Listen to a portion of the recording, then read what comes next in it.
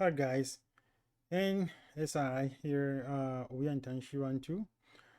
I just wanted to do a follow up. Yesterday, I did a video about the poverty of structural poverty in the administration of our projects, development projects, management of projects, state local relationships, and how things work, contracted works and things like that, and the mediocrity that evolves out of the entire arrangement of things. Um, so that was, and I was hoping that the president would take, you know, uh, a cue from what he observed, and I agreed with what he did, what he was, the question, the kind of question he was asking, and the assessment of the project. He called it Falpove, and he was correct. And you can look at my video, and that it's titled, for the first time I agree with President Lungu, and that's the video I'm talking about.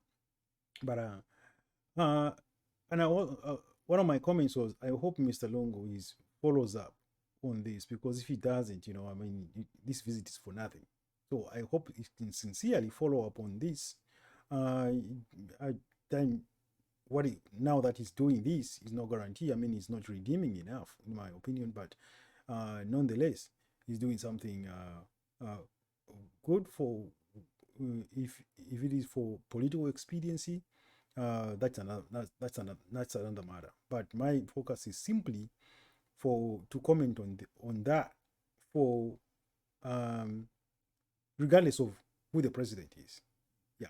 So anyway, he followed up. He actually did. He invited the National Institute of Engineers to State House. The visit to Lufanyama, where he was inspecting the project, was on the 10th of October, and he held the meeting on I believe this is the 19th, on the 9th. No, no, not on the 19th of October. This meeting is on the 14th of October.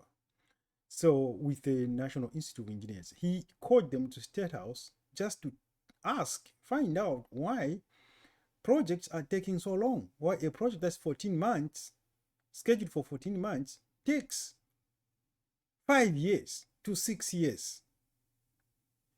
And so it's interesting to hear this. Now, this meeting here is occurring at uh,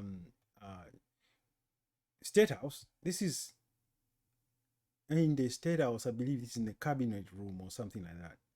And at this point, he has asked a lot of questions. I don't want to play the whole thing because you won't hear anything anyway. The sound is pretty bad, but the sound gets to pick up a little bit at this point, and that's where I would like you to hear the conversations uh, that are going on in here. Okay, let me see if I can first do something here. The conversations that start here are very telling, and I want to make some comments. Actually, make some comments on those.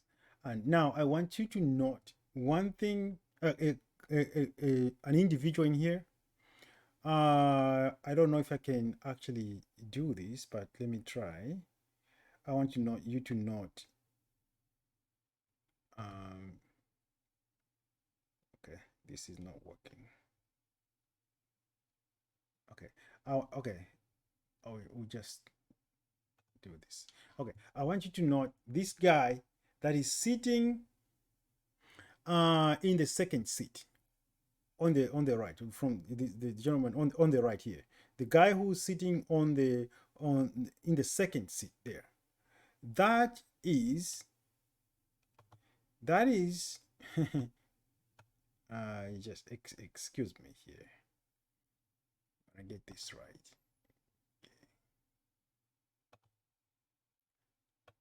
Okay. That guy sitting on the second seat there with a sagging with a sagging mask would be, let me see, it's this guy.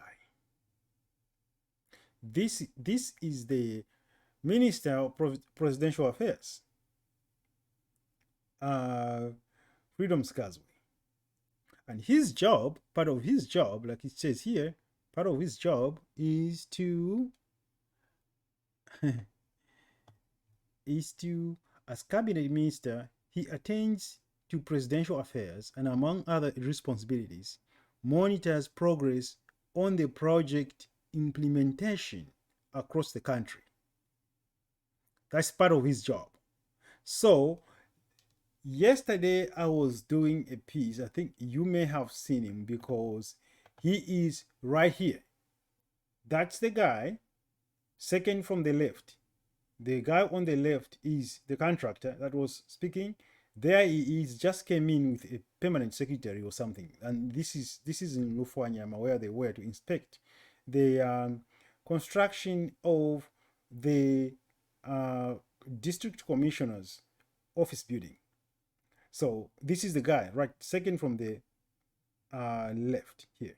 That's the presidential affairs minister, right there. So I just wanted to give you some context here, and if you watch my video, you see what is happening in this room, because I'm gonna play this now, and I'm gonna start just before this guy, the presidential minister here, starts to talk, and I'm going to make a few comments here, and geez, how I wish the president could hear my comments here, but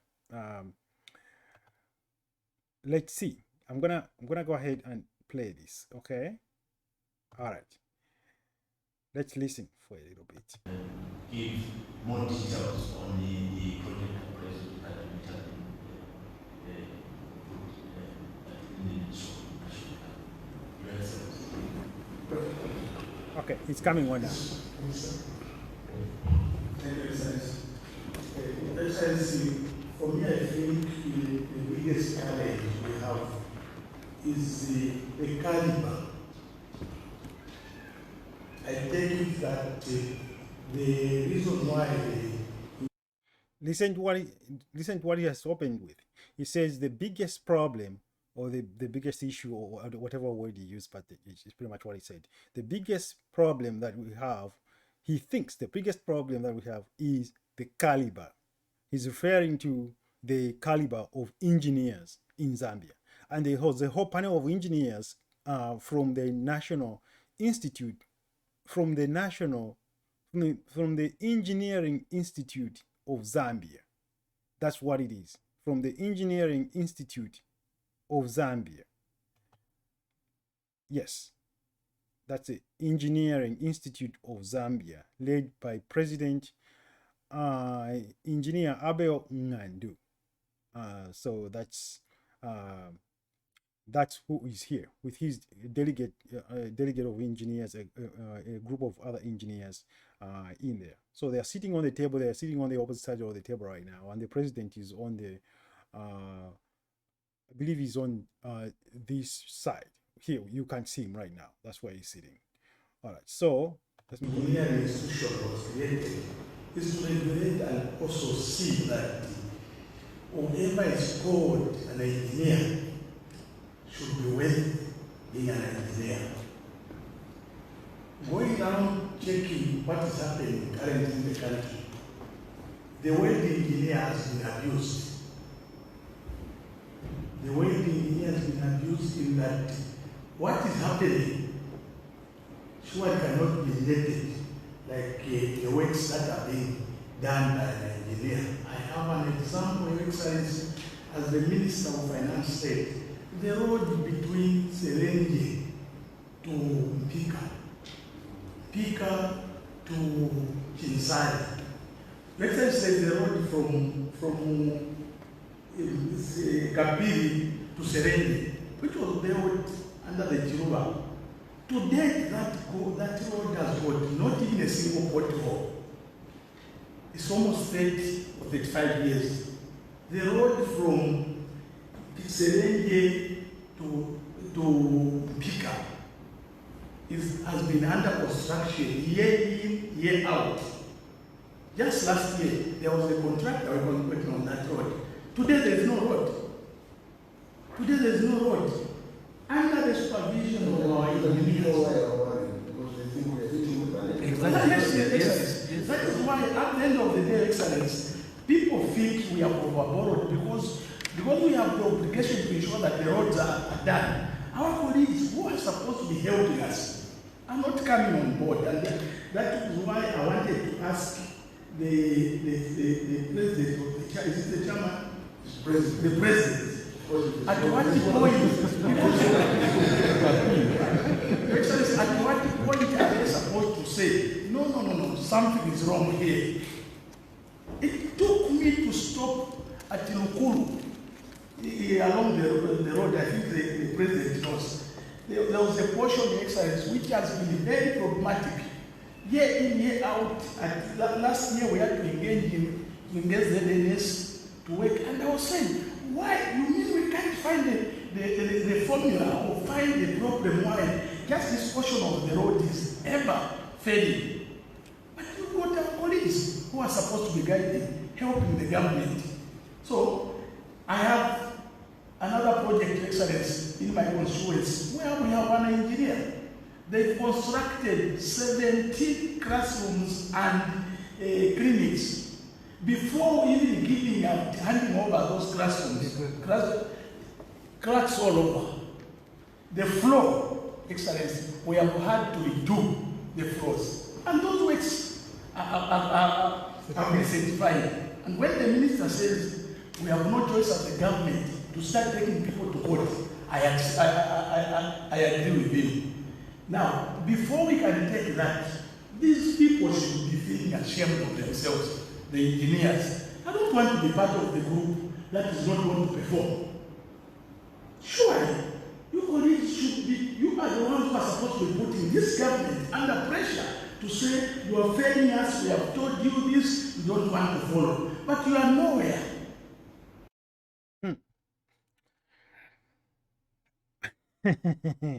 This is interesting. The truth is, I do not know how engineering is being done in our country. This is bad.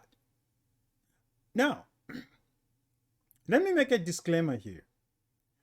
I find that this kind of forum is very important. I find it disturbing. It is not right that this is only beginning to happen just before the election, because this obviously speaks to the fact that they're doing this. The government is doing this because they want to impress on people that they are able to work or something, when they have been completely silent for the last 5 years. So this is not redeeming. In my opinion, this is not redeeming. Why have we wasted 5 years? Oh, since 2015. 6 years? Yeah, 5 years.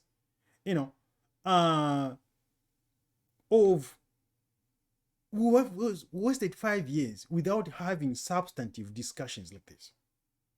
The president has had no substantive discussion like this. He's just now talking. He's just now being heard talking about this stuff. Anyway, having said that, let me comment on what is going on here. The engineering in Zambia, this is a question that I've had myself, because I have seen these roads that get, they fall apart in 2 years. The serviceability of the roadway is 2 years. A brand new roadway, a brand new constructed roadway, serviceability, 2 years, it starts falling apart. It's got potholes all over the place in 2 years. It's washed out in 2 years. What I was talking about yesterday was equally disturbing. A project that is supposed to take 14 months is taking 5 years, and the engineer has omissions after omissions, and the entity that is suffering is the contractor. But you are supposed to, let me just lay it out. What is supposed to be happening here? What I think is missing in Zambia. Whether there is a structural problem on the government side, which says, somebody says, well, because the scope of the project, like I said before, the scope of of an engineering project is the inception, the project is begun by the government. The scope is developed by the government because they are the ones that are in need. They need a piece of infrastructure and they define the scope of what they need, right? So the purpose of having an engineer on board, the responsibility of an engineer is to develop the engineering design and specification in order to realize that scope of work, the product scope. Now, what is the engineer supposed to do?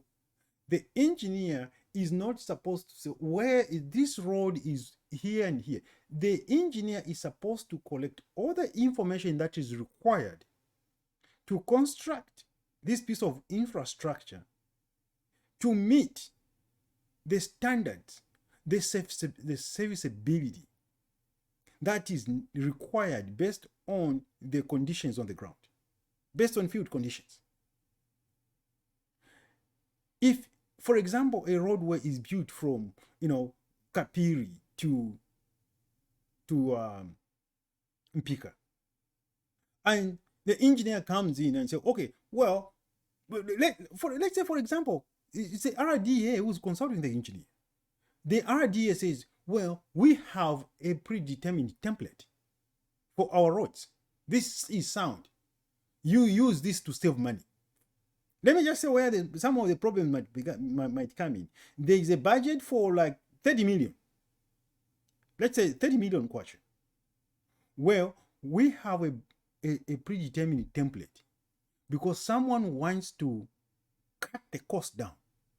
We have a predetermined template. It worked very well from Lusaka to Kapiri. This road has held up so well. Yes, we use the same one from Kapiri to Mpika. Big mistake. And then you tell the consultant, this is what you use. If you tell the consultant that this is what you use, the consultant may object, but ultimately he has to do what you are asking because you are the owner.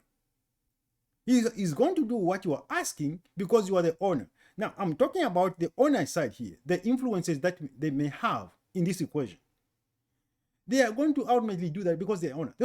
So they are going to apply a roadway section template. And I'm talking about a section, a roadway pavement section, i.e., the pavement, the asphalt pavement is going to be, 15 millimeters. The subbase section of an aggregate, whatever gradation it is, whatever gradation it is going to be, 30 millimeters or 40 millimeters.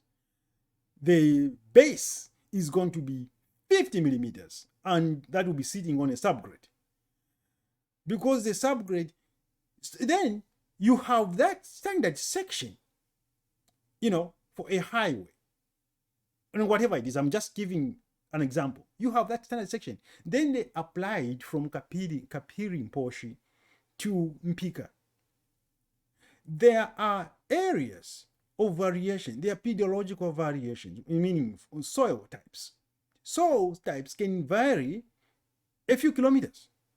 In a few kilometers, you can have one soil type here, a completely different soil type here, a different soil type here, different groundwater conditions here, different groundwater conditions here. All over the place, they have soil variabilities. All over the place. If you apply a standard section across all these areas, some of them will hold up well. Those for which this section is inadequate, that required more investigation and the removal of unsuitable material in the subgrade and the replacement of those materials by sound materials, those are not going to support the pavement well, and they're not going to enable that pavement to handle traffic loads that well. They are going to fail. This may be the case in these areas where you keep having these problems. If the engineer is supposed to say, we are going to have a geotechnical firm on our team, we have a structural engineering team, pavement design, civil engineering team on our team, they have to have these specialties that are required. We have going to have a geologist, a geotechnical engineer, and a geologist. We have going to have a hydrogeologist. In Zambia, I'll tell you that now. In Zambia, a geologist is not considered an important professional. Maybe only in the mining industry. A geologist is an important profession. These areas, some of these areas where you put roads, a geologist has to evaluate the existing conditions. Because everything that you put on the ground that you are going to be loading on the surface of the earth is sitting on the ground. The ground, the earth, is the domain of the geologist or the hydrogeologist. Do you have these people? Do you have someone going there to take balls of soil every 2 kilometers to see how the soils, the subgrade of these roads change every few kilometers? Do we have that information? Then that information can be analyzed in the lab by a geotechnical engineer and say, wow, from here to here, it must be from here to here, the pavement section that you apply is this. From there to there, the pavement section that will apply is this. That is how you design these roads. You don't simply lay down and I don't know. But that's, to me, that's the problem. If you do not allow a consultant engineer to do that, then the problem is on the government side. If the consultant is the one who does some research to say, oh, what are other road sections? What section do the other roads have? The sections that have lasted a long time. Let's use that section.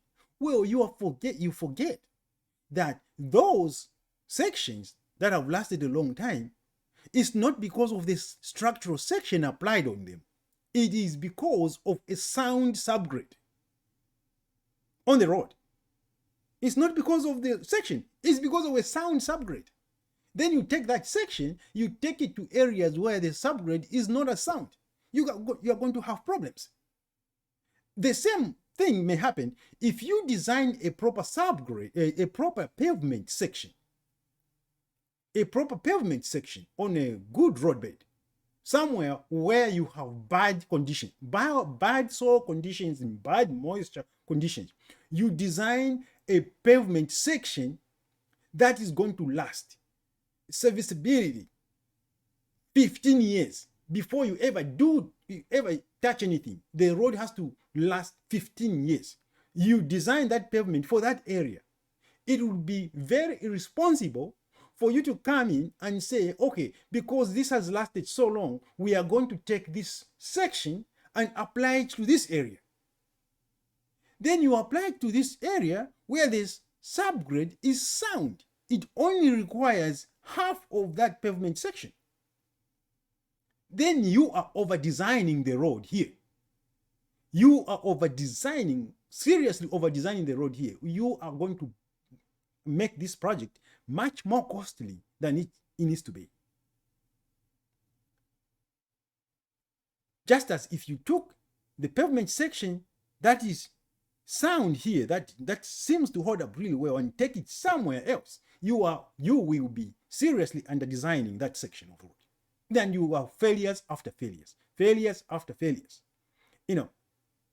So the problem here may be twofold. It could be on the government side, the scope development. Someone doesn't want to spend money. This is a problem. Someone doesn't want to spend all the money. Someone wants to pocket some money. which is a very bad thing, which is a serious thing. And it needs to be looked into.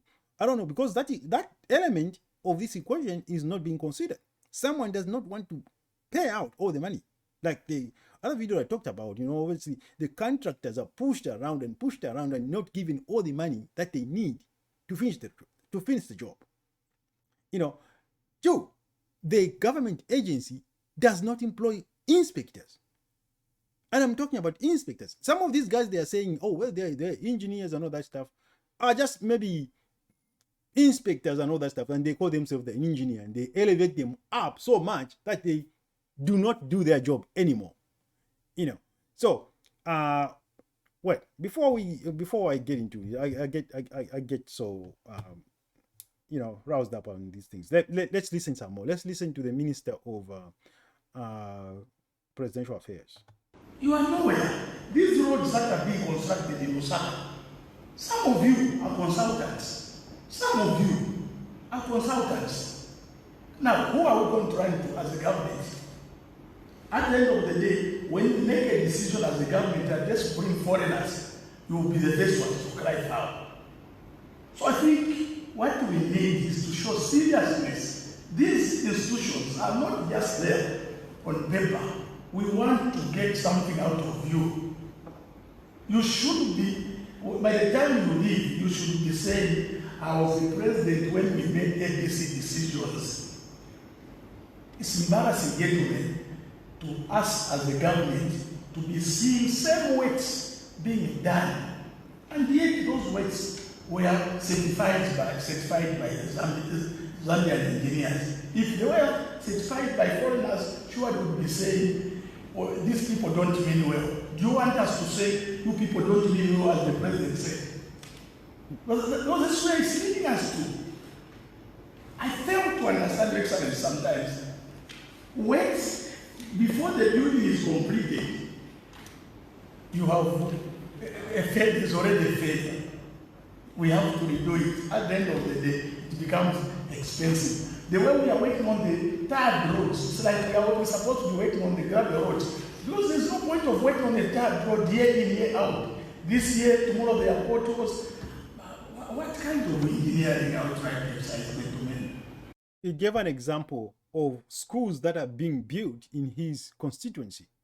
And just after, on opening the school, cracks develop in the foundation.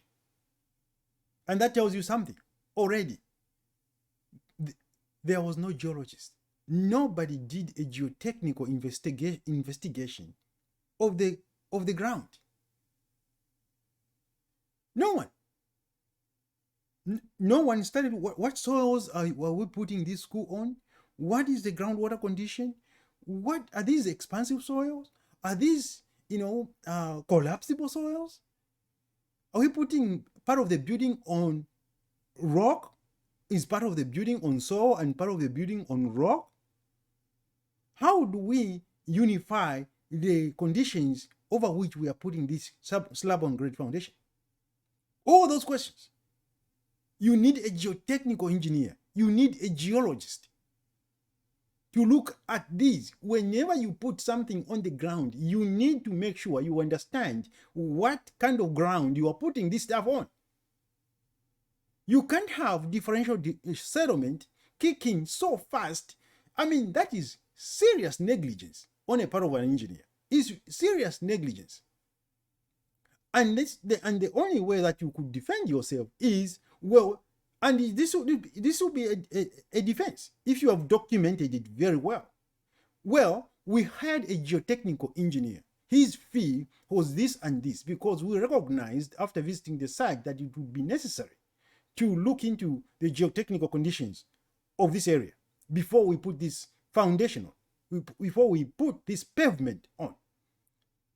And when I talk about pavement, I mean everything. I mean a foundation for a building is a pavement.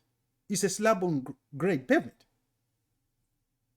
I mean, there are power foundation and all that stuff, but I mean a slab on grade foundation for a school, it's simply a slab on grade foundation. So it's a pavement sitting on soil. A roadway is a pavement sitting on soil. Most of these things are pavements sitting on soil. Look into them. You know, different structures such as columns and all that stuff. Those are different. Those have footings and all that. That special engineering goes into those. But most of the time, a roadway is simply a pavement sitting on soil.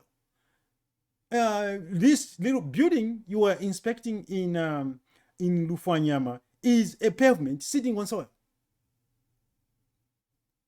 And since it is the longer the pavement you are putting down, the more sensitive it is to the ground that you are putting it on, because the larger the chances that there are variations across the length of that pavement you are putting in there. So you have to make sure that the ground you are putting in is uniform. If it is not uniform, make it uniform by removing any aspect of that area where there is unsuitable subgrade conditions. Over excavate, remove it, and replace it with suitable soils that are compactable and meeting the testing requirements, meeting the density testing requirements after they are compacted in place. When we are building roads, I don't know, guys, what happens when we are building roads here, Kumias. Is there an inspector inspecting the compaction on those subgrades, compactions, taking samples and testing them in the lab? Is there a lab somewhere where samples are taken and tested and things like that, so that the materials that you are putting them? Do you have somebody testing the concrete, the pavement, the asphalt pavement, conducting mechanistic tests on the pavement to make sure that it is sound, it is designed to be, it is placed in there to be as sound as to be as sound as the sample that was tested in a lab? When you develop a Marshall mix, I don't know what mix, what we call it here. When you design an asphalt mix, it is tested in a lab. And when you test it in a lab, that is the sample that a contractor is given to the contractor. Okay, now it's described. This is what we need. The gradation is, we are going to have so much number 10, so much number 5, so much number 15, number 20. It's a gradation. This is the largest particles we are going to have in this asphalt mix. Is that the asphalt content is going to be 5%. There are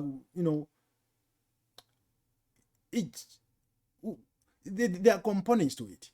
There are all those components, but most of it is a gradation. It's a gradation mix. It's a design that revolves around the gradation of the aggregate that you are mixing it, that you are mixing with the asphalt content. There are other additives that you can put in there, and but once that is designed and tested in the lab, then the contractor will source a supplier that will supply a mix to match that. Therefore, when it is being applied in the field, you need an inspector that takes samples at random points along the length of the route. And you have a contractor that does a density testing in place. Not a contractor, I mean an inspector from the state. The reason you need this inspector from the state is because he's looking out for the public interest. You do not just, hand everything over to the contractor to do testing and all that stuff. No, he's not looking at your interest, at the public interest. He's looking at the bottom line, at the bottom line of the company. You need a state inspector who is specialized for construction inspection, and he knows how to run a nuclear gauge. He can test the subgrade, i.e. the top of the roadbed where you are going to put your pavement. Test it to make sure it is sound, it is meeting the density requirements, and before you put it on there, he makes sure it is a quality subgrade. How we do these things, I don't know, because it is there's something messed up in how all that is done. That it's very simple. There's something messed up in how all that is done that causes all these failures in our roads. It's as simple as that. There's something messed up. What I just described may not be followed. That's I've designed roads before that are now 20 years, over 20 years old. Myself, they have no pothole. No pothole. 20 years. No pothole. I'm proud. And so it's disturbing. It's really disturbing what is happening. I know there are a combination of factors here. We have some very competent engineers in Zambia, but some of the problems, like this minister is saying here, some of the people that we call engineers, they are not engineers. They were trained to be technicians, but they have been in the field so long that they began to call them engineers, and they are not engineers, you know. And let's listen some more. Thirdly, Your Excellency, as I said earlier, the word engineer has also costed us. In government, there we go. We have people who are called engineers in the ministries. When you ask them, tell me what you have done. We have taken people that have been working in government for a long time to be engineers, and the Secretary to Cabinet has even recruited them as engineers. I have people like a plumber. Somebody is a plumber by profession, but he's an engineer in my district. That's the guy we are relying on to go and certify the works. It took His Excellency to make a decision just there and then to say, can we retire this man? We had a gentleman in Kasama who was certifying all works until I said, I said, no, I don't want this man in the province. But we found him somewhere. We found him. We found him in the market. We found him. We found him in the Mungu, and he was exposed because he had gone with the same mentality. When His Excellency was checking on one of the buildings, the president asked, do we have engineers here? How do you allow such kind of a thing? Then they called the gentleman. At that point, I said, Excellency, I know this gentleman. This is the chap I just in Kasam. What is he doing here? And that's the guy who's been given the same responsibility. Some of us have written letters. If you ask the Ministry of Infrastructure, we've written letters complaining about the so-called engineers. That's what I'm saying. Even the capability should be taken into account. You guys should not just accept anyone because he's from the university, he says I'm an engineer, and you register him. It's like you are just looking for money. Your job is not to look for money. We want you to engage people, recommend them as an engineer to the government when you see that he's capable. And that is what is going to help us.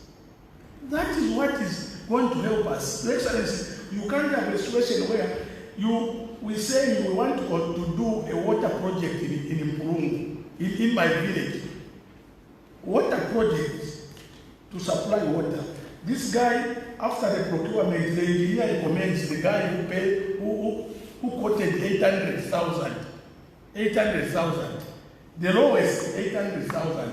Others were 2 point something, and they went for 800,000. I said, give me the basic design where you are basing your calculations. He has nothing.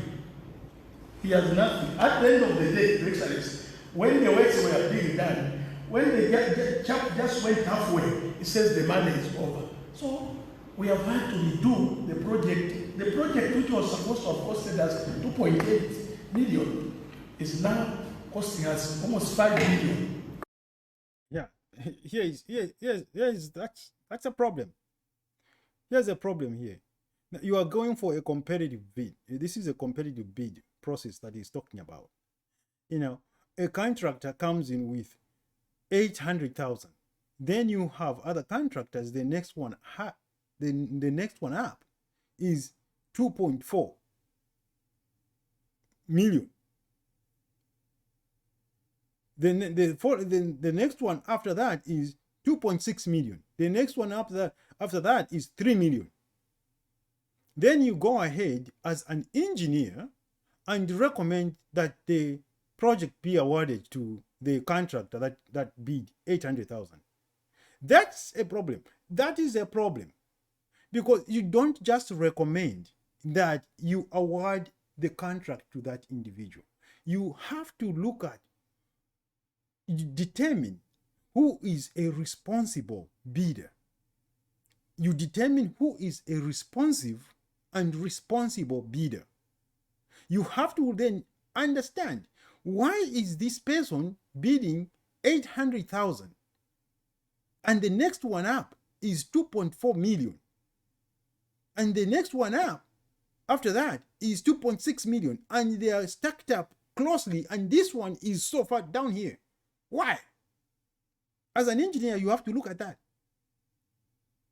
It is very likely that you are going to be awarding the project to the wrong person. It is very likely that they left a lot on the table. There's a lot that they left on the table. They have not scrutinized the scope of work thoroughly, and they are missing something huge in there. Because as an engineer, you are supposed, when you do your engineering plans and specifications, you are supposed to come up with a construction estimate. You are supposed to tell the government, this we estimate by our experience, cost of materials these days, cost of labor, rent of machinery, and all that machinery that's going to take to do this job, and the duration of the project based on the duration of the project, a reasonable duration that we estimate. This project is going to cost, $2.9 million. I'm giving examples. $2.9 million. Then you give that to the jurisdiction, to the district, or to whoever the government agency is. You give them that engineer's estimate. That engineer's estimate is the basis for consideration of the bids. Becomes the basis for consideration of the bids. So if your estimate was 2.9 million, and some contractor comes in and says, my offer is $800,000, then you say, oh, this is good. This is gonna be a cheap job. Here, take it, $800,000, and you want to look good before the agency. That is very bad. You are not doing a job as an engineer. Seriously, you are not doing your job. Then what happened? Why are they so far off from you? Are you saying you are incompetent? How did you estimate 2.9 million? Sure, most of the time, contractors' bids reflect the prevailing costs on the market in that industry. They do. They really do. But most of them who come in quite competitive, because they are in the same industry. They are facing the same costs and all that stuff. So usually they will come in very competitive. Some contractor will be at 3 million. The other one will be at 3.5 million. The other one gets to 3.7 million. The other one is 3.9 million. The other one is 4.3 million. They will be kind of, stacked up in there. Such an outlier, an outlier who comes out at 800,000, that is an outlier. You have to carefully look at them, because either they are going to have a problem, obviously, that this gentleman is saying here. They are going to have a problem finishing the job because they realize we dropped something off the table. Now, what is going to happen when they realize that, and they already signed the contract, and unless they realize before the bid is signed, when the bid is received, they may, depending on the terms, on the requirements of the bid process, before they actually sign a contract, they may have they may be required to put to put down a bid security. Okay. Now, before the contract is signed, before the contract is awarded, they are free to withdraw their bid, but they forfeit the bid security. Okay. Now, once they have signed the contract, they are in. And once they sign the contract, then they realize, oh my God, we didn't know this. There is this to do. God, how much is that? It's 2.6 million. We were supposed to be at 3.9 million. This is, how are we going to do the job? So either they breach, they abandon the contract, which means now if they are bonded, the bonding company has to come in and put up all that money to do the job. Or if they are not too far off, if they are not drastically far off, they will take the job. But rest assured, they will become a problem, because they will look for every opportunity to file a claim for an increase in contract price. They will look for any opportunity for a changed condition, and they'll fight for it. They'll fight for it tooth and nail to get a change, get a claim in there, to get an adjustment in contract price. They want to make up for what they left off the table. So you'll be in constant fights with this contractor. If you delay them, and you have to be careful, if you delay them 2 days, a delay cost is coming. If you delay them 1 week, especially talking about the inefficiency on the government side, these issues we are talking about here need to include the efficiency on the government side, the efficiency of project management on the government side. Those guys must be paid promptly. If a contractor does work and it is appropriate for him to bill for that work depending on the contract terms, there's no reason for the contractor to wait 1 month before he is paid, let alone 6 months. It is absolutely unacceptable. And you guys sitting in that room, you have to talk about that. You have to talk about that, because that's another major issue. It's a real issue. A contractor who has finished work and that work is certified as complete in place, either by an inspector, an engineer, then the contractor must be paid within 30 days. He's paid. Seriously, you have to look at it. Okay, it's signed off, certified. The work is complete in place. The quality of work is acceptable.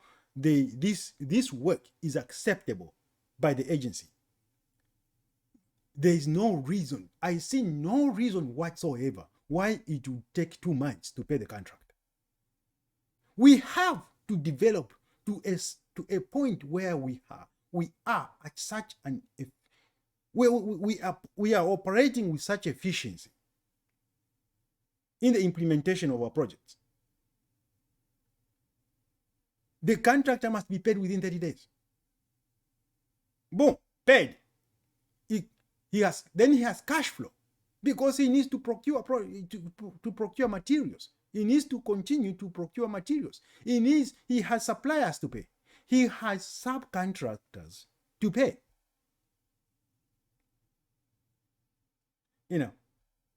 He may have 3 tiers of subcontractors on him.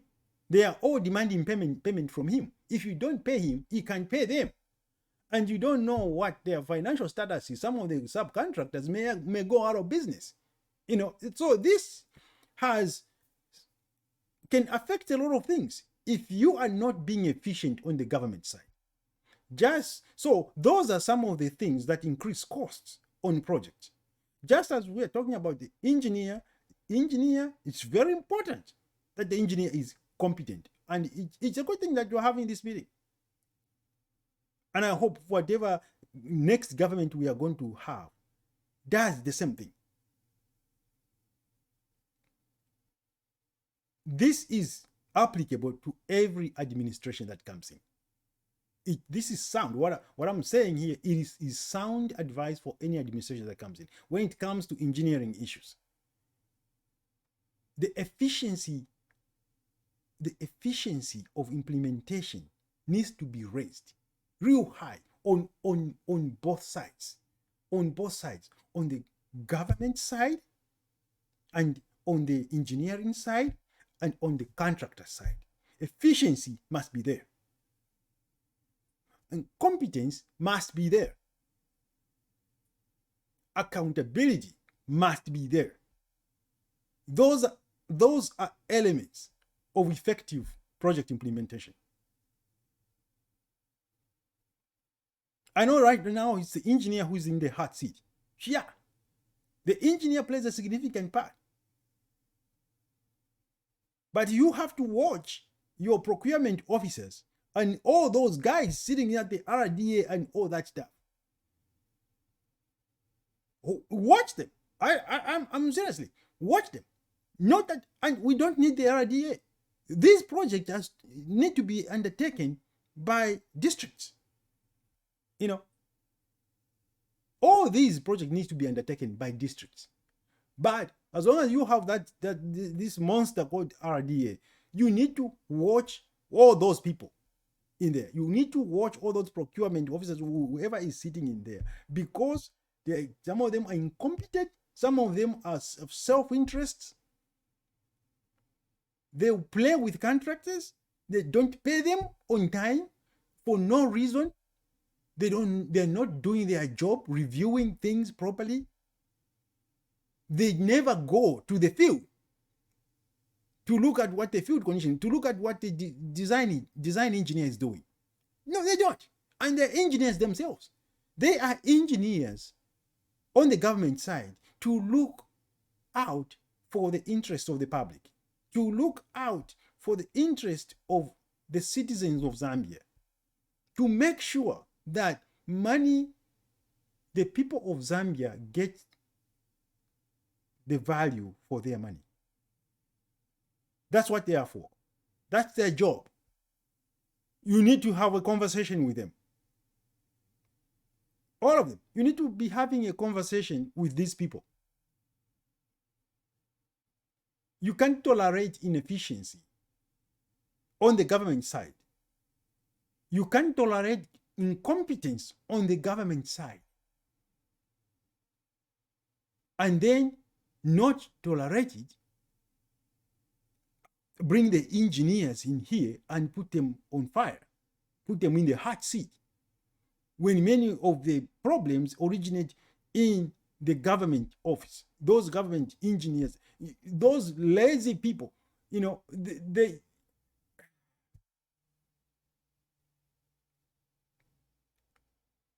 laziness is not required.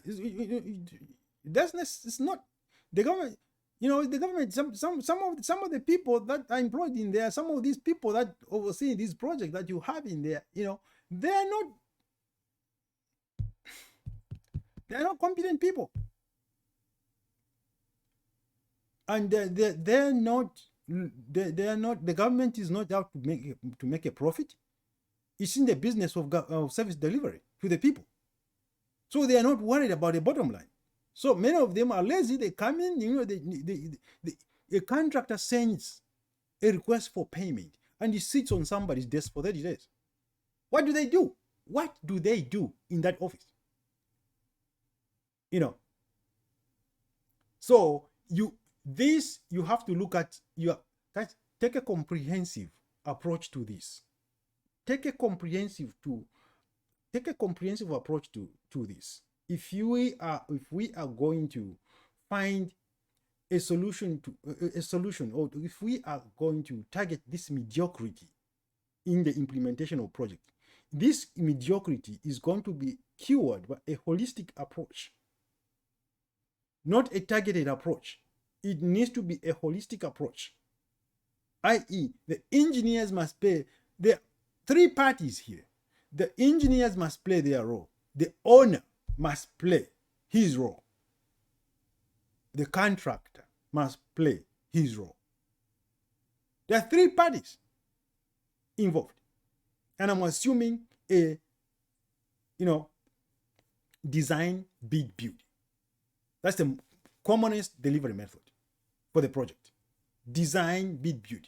You always have three. The consultant is under contract with the government. The contractor is under contract with the government. The owner has an engineer on staff to oversee that project. And he has to have inspectors under him to make sure that they are in the field, sometimes on a daily basis, seeing where the road construction is ongoing. If he sees something, some parameters set are deviating, if he notices deviant parameters, whether it be on density, whether it be, this pavement is bleeding. Too much asphalt. You can see it because you can see it. You can see it after the pavement is placed. You can see there's too much asphalt in here. This gradation is off.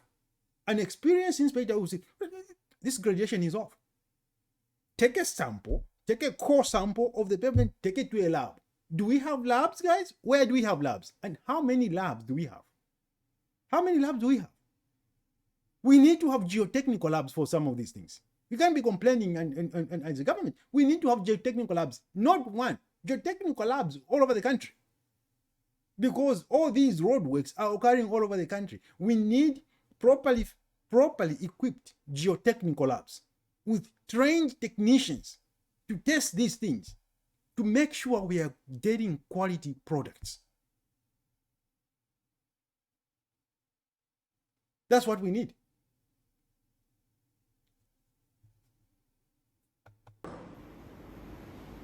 The competence of your engineers. Engineers. Engineer. Over to you. Your Excellency, thank you very much. First of all, I'll start with the committee. We just hope, first of all, we are very happy that they are formed the appraisal department. Those are the engineers over there. We just want to appeal to government.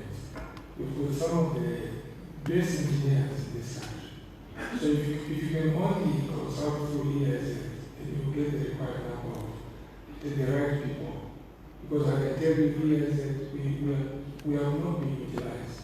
Even in the procurement of works of government, let EIs have members sit there. Because if our members sit there, most of the things you won't be able to see all the things which have been done, which we have seen already, because we've not been involved in the process. The issue of the Honorable Minister Sikazwe about it's quite very unfortunate, and we have heard about it very long. And I can tell you, under EIs, you cannot be registered as an engineer. If you have been recognized by the government as an engineer, under the EIs Act is not allowed. So we will definitely follow up taking a lot of such things so that people can write to the PS infrastructure or Ministry of Local Government, so that they can tell us if they have this criteria of selecting people who are those planners. Because you can't be an engineer by experience. No. Maybe you can be one honorary engineer if they honor you. But being by experience, you can also rise from being a plumber to engineering. The issue of engineering general excellence, I think I want to make a case because I know we've done it before. So first of all, there's a lot of engineering work which are taking place. Even through IDC, through a lot of things, you'll find in all these departments, what we have noticed, the engineering part is lacking. The way they implement their project, the way they, of course, like IDC has made MOUs with the Association of Consulting Engineers, they have made an attempt. But I think the engineer general is very important. There can be other people who are the president, secretary general, but why am I saying engineer general? Your Excellency, you're talking about this issue of the ZPPA Act, the feasibility studies which are required but they are never done. The appraisal department is created, but you find that the right people to serve in those appraisal departments, they are not there. In some of the boards, Your Excellency, you know, our members, they are out there. We just want to tell you, Your Excellency, that we are at your doorstep, sir. You can call upon us, you can appoint us, you can appoint from people from EIZ, we can give you the names, Your Excellency, to enhance service delivery so that you can get money for money in terms of these departments. But again, I come to the Engineer General. The Engineer General, Your Excellency, will do things like, for example, holding standards. If you go through Lusaka, for example, I just saw the complaint the other day, you find these humps. Every 5 meters is hump, another 5, then you ask which standard was followed. Then you find the size of a hump in Kanigarika is different from the one in Makeda. Then you go this side, there's different standards and everyone can, we don't even know whether it's development standards or static standards. So if you look at what is happening inside, there's a gap there. You need an office which can make sure that they ensure on your behalf, Your Excellency, that all these things are being done correctly. Because, Your Excellency, issue of feasibility study. If I look at the ZPPA, I don't think the ZPPA Act in itself can cure, because when you subject things to competition, then there are certain rules that you're going to get for the contractor to provide.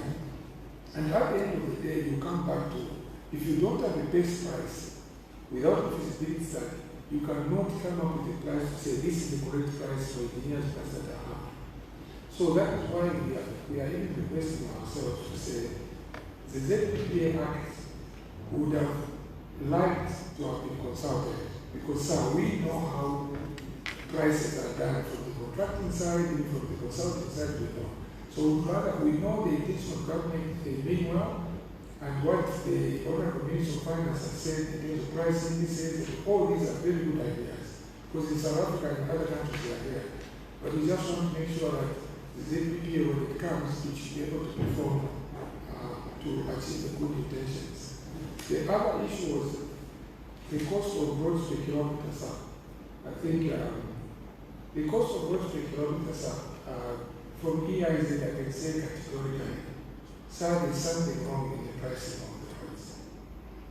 If we were to demonstrate as EIZ, we get graders, we get whatever, let me demonstrate, say, okay, look, let's do the 1 kilometer road from the subgrade to the base up to the layout. We can demonstrate, Your Excellency, that roads can be built cheaper in this country. The problem which is there is the tendering. The moment it is subjected to tender, it goes there and everyone can put any price. Then it's very subjective, because the tendering price, Your Excellency, they can even be collusion where people meet outside the tendering process, so that when they submit the tender, you find all of them, they are about $500 million budget for that road. And yet the roads, the actual price of the road is probably $150 million. So on tendering alone cannot cure that. So we have to be very proactive. So first of all, we should establish what is the real cost of the construction per kilometer. And Your Excellency, there is no way a road in Lusaka can cost the same thing as a road in the Kafio. No. Because the sources of road materials are very different. The distances are very different. Okay, sure. I see what some of the things he's talking about here. So there's a matter of collusion in the tendering or procurement process for roadways. I mean, yeah, contractors, Zambia, they can, they can play games, they can collude, and then they inflate the price of the roadways. But that does not mean, though. I disagree that just because they come up with 500 million instead of 100 million, you say, okay, here is the contract. You are supposed to say this is too expensive. This is too expensive, and your government, we put out this bid, this tender, and we are not going to award to any of you. We are going to repost this bid until we get a price that is consistent with what we believe the cost of this is. If we do not get a price, then you have to go. Then you have given the Zambian companies a fair chance to bid on this project faithfully. If you put it out twice, you are the owner. You don't have to award to anybody. You don't have to award to anybody, because we believe this is inflated price. You put it out internationally and see what happens. And somebody comes in with a price of $200,000, $200 million, and here it is. But yeah, that I understand. That can be a problem. But one of the other things that this engineer here is the president of the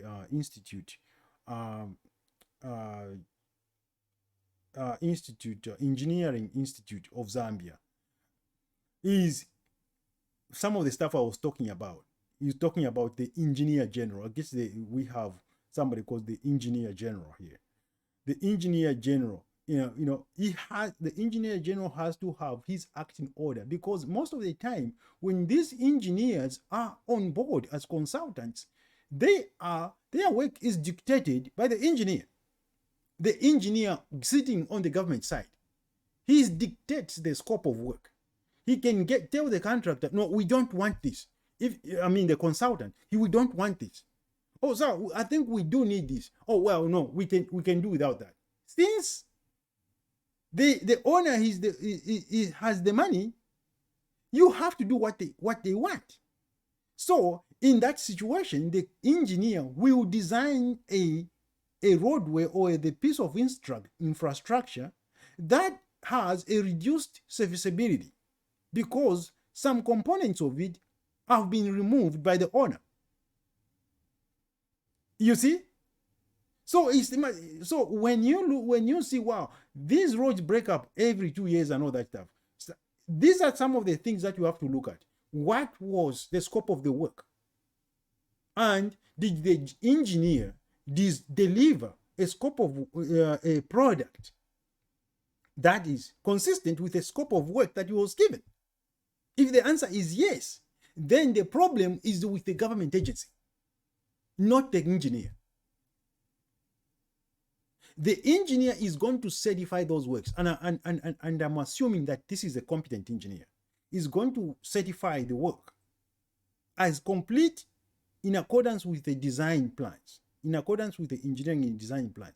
But he's going to certify. When he certifies, he's certifying that this engineering design, the engineering design is documented. The construction has met the engineering requirements for a roadway with a serviceability of 2 years. You see what I'm saying? You can't scream and say, how would you certify such a thing? No. If you said remove this and this and this and this because we need to save money, and the engineer is telling you, no, we have to put in this because of these conditions on the ground, and you say, no, we don't want that. We want this and this and this. You are the owner. The engineer cannot, in the end, the engineer will have to do what you are asking. So if you are an owner or somebody sitting in that under the engineer general's office, or engineer or somebody has a self-interest in the matter financially, you have poor works. Not necessarily poor works. The contractor who build may be building exactly what is designed, but what is designed may only be designed. The roadway may be designed to last for 2 years before a major maintenance. You see? So in that case, the design engineer has not done anything wrong. If the design engineer, if the money was available to the design engineer to say, design this road, and this is going to, we want this road to include this and this and this and this and this and this and this,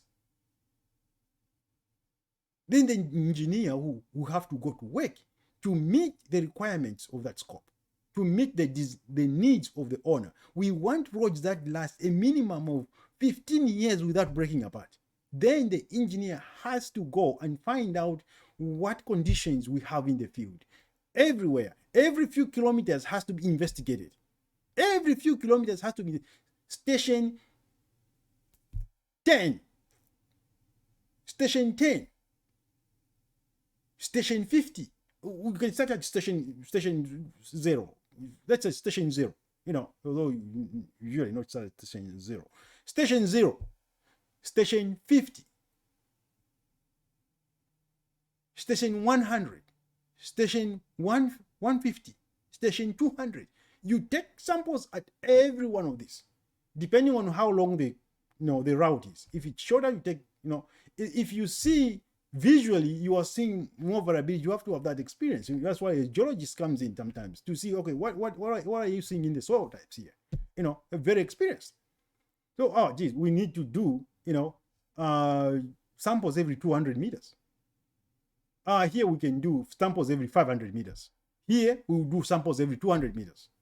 See what's going on. So that for the next 10 kilometers, the soil types, the waste condition here requires this pavement section. Then you put it on.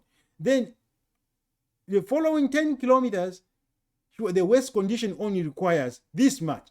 Change the pavement section. Change it to be economical. You can't change the pavement section every 2 kilometers or every 5 kilometers. No. You have to determine what is economical. Unless there's something really drastic somewhere. And typically, long stretches of areas will have uniform soil types. Some of them may have a duracrust type material. Those red soils come from a type of duracrust in our country. But you find stretches of soil types that may run for the next 75 kilometers. Then you run into something else, like clays or something like that, and things like that. Then you change your pavement section accordingly. That's what you're supposed to be doing. But the dictations of the engineer on the government side is as important in this equation as the competence of the consultant engineer, because there is the engineer on the government side dictates the scope of work. If the engineer says, I have to do this, and the government official, or not official, the government engineer says, no, we don't want to do that because we don't want it in our scope of work, then the engineer can't do it. Why would he do what the government does not want to do? You see? So they have to take a holistic approach to these things. A holistic approach. And the engineer here is describing some of those issues. But anyway, I am not gonna go further than this. But I just wanted to enlighten some of my fellow citizens as to what these issues involve.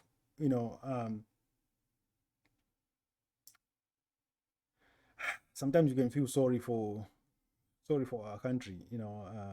That we are peddling with these such issues that seem very, very straightforward, very simple. They seem very simple, really. These issues, they seem quite simple. So I don't know, but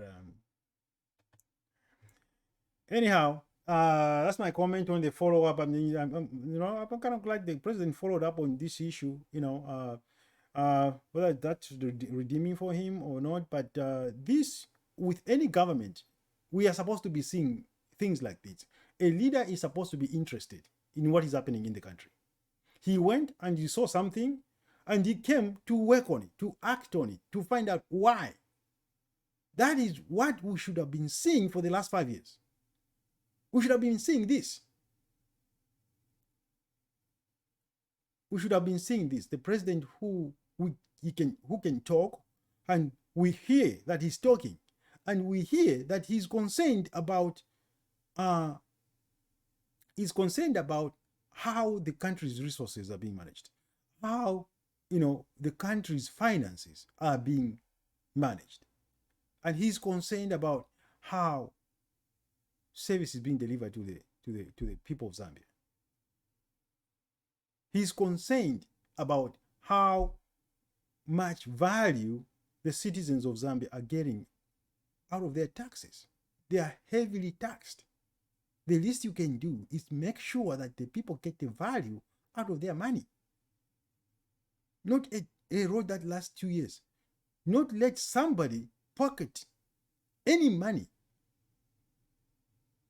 by restricting the engineer, by holding the engineer's hand from doing what is right. Do not hold an engineer's hand and keep him from doing what is right.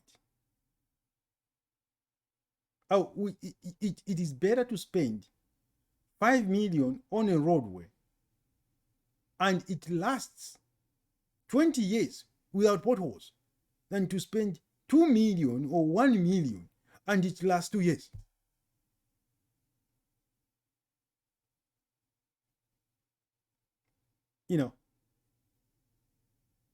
Because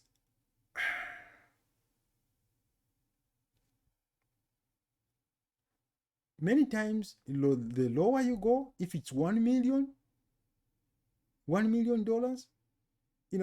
you waste more money in the long run. You waste a lot more money in the long run. Why do I say that? Because every time you are constructing a roadway, you are impeding the free flow of traffic, the free transportation of goods. Every time the road falls apart and becomes almost impassable, you increase the costs of everybody who drives on that road. You increase the cost of transportation. You impact many aspects of the economy. There are many economic components to such things. A road with a high reliability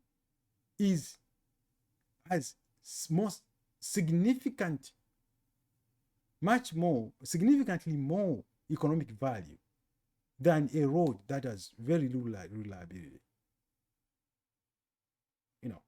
In the long term, if you spend 5 million to incorporate what it takes to build a road with a serviceability of 15 years, you save more money economically than otherwise.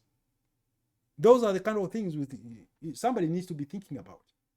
And somebody who needs to be thinking about it is a competent, this starts with a competent engineer on the government side.